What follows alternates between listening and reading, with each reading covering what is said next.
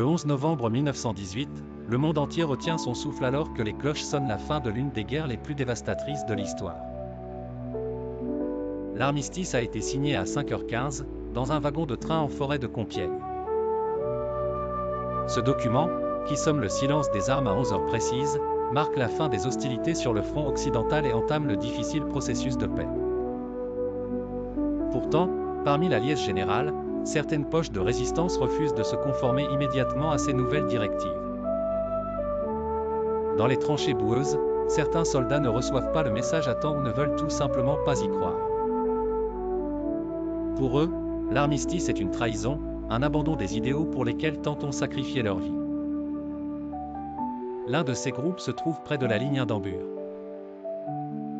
Commandé par le sergent Müller, un homme pragmatique mais marqué par la dureté du conflit, son unité est composée d'hommes fatigués et désillusionnés. Müller, malgré ses propres doutes sur la validité de cet armistice, sait pertinemment que leurs efforts sont vains. Pourtant, il ne peut se résoudre à baisser les armes et ordonne à son unité de rester vigilante face à un ennemi qu'il suspecte toujours actif. Les heures passent et la tension monte parmi les hommes. Certains commencent à remettre en question l'autorité du sergent, arguant que la guerre est bel et bien terminée. Cependant, les tirs sporadiques continuent, le grondement des obus semble encore résonner à leurs oreilles. Finalement, il est midi passé quand Müller, réalisant l'absurdité de leur situation, consent à considérer l'ordre de retraite. Mais l'ironie du sort veut qu'un dernier assaut éclate précisément à ce moment.